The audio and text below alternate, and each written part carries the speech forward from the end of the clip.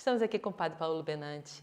Ele é franciscano e está aqui em Braga para dar uma palestra, vai dar uma conferência sobre o Espírito e o Algoritmo. É assessor do Vaticano para a questão tecnológica. Welcome to Braga. People believe in everything they see, but actually they don't believe in facts, but they believe in all they see in the social media. The AI are changing the perception of the people. They are believing different things, but they're not believing what is true. What truth is different now. Well, to answer to this question, first of all, we have to recognize that every one of us, with faith or without faith, is believing in something.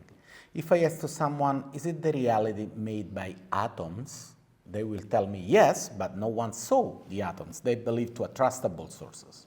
Well, what AI is producing now in this society is the changing of the chain of trust of the sources. So if before was the bishop or the professor or the university or the doctor, the one that I was used to understand as reliable sources, now after COVID, for example, I am trusting much more on that group of people on social network about my health than not my doctor.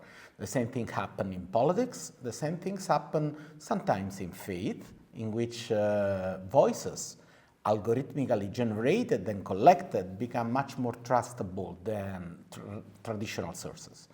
So what we see now is this change on what we can understand as trustable or not trustable. So it's a lack of education. The problem is to train this generation ourselves to recognize what is trustable and what is not trustable in this huge sea of information. I know people that consult the chatbots for everything, even though they say they do therapy, the chatbots. What do you think is the role of the church in this? Like, I don't know, is loneliness or people are afraid of something, but they like find companion on the chatbots? Well, first of all, the role of the church is not to become a chatbot, because if we chatbot ourselves, we simply lose any kind of identity. And the second thing is to make a reflection between the difference of being present and with people by flesh, by what we are with people, and being present behind a screen. And the third element is to recognize what can come of good from these tools, and remember to everyone that those kind of tools are not neutral. They belong to someone, and they are much more faithful to the ends of someone than not to the needs of people that is using chatbot. So this triple dimension is probably the triple challenges that the church has to pass through in the age of chatbot and LLMs. And our curiosity, use AI for what? Well, not to answering to you, and then when we I did not make the questions also in the AI, just thought about it. It's human to human.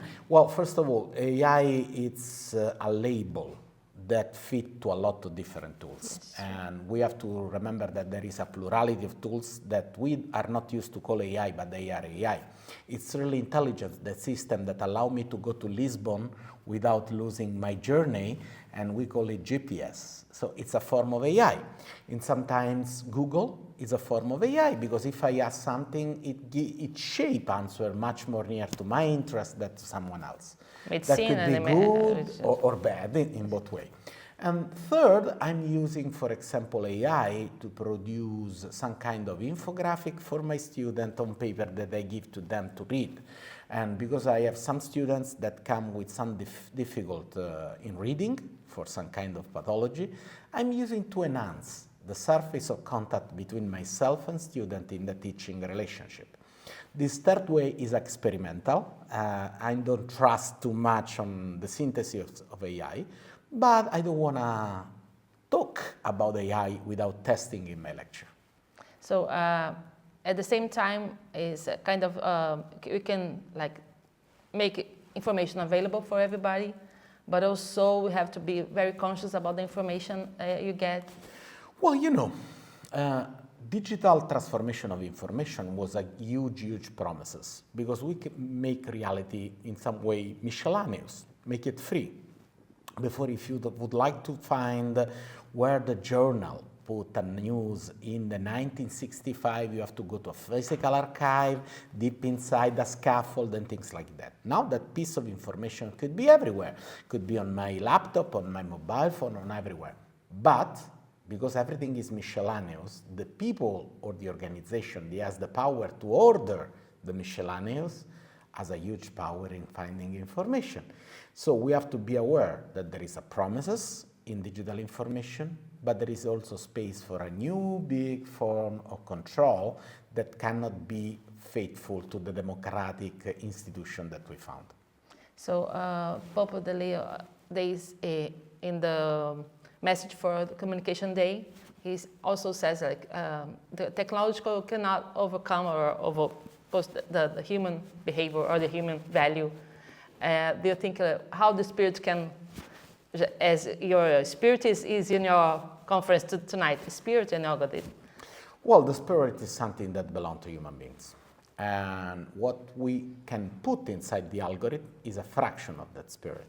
And we have to remember that every time that we talk about an algorithm is a mathematical solution for something that we perceive as a problem. But the most important activity in the human beings are not problem. To love someone, to find the journey, the sense of the journey of my life, they are not problem. So if I need to find where is Lisbon, that is a problem. But if I am to find the sense of my life, that's not a problem, that's a challenge, that's a journey of life. So remembering of the difference between the things, it's what makes us really human. And just for us to finish, people, I think sometimes people are also afraid of all the new stuff, the new thing. Well, to make short a long discussion, much more than artificial intelligence, we have to be afraid from natural stupidity that can use Yes, artificial true. intelligence True. in a really bad way. Thank you, Father. You're welcome.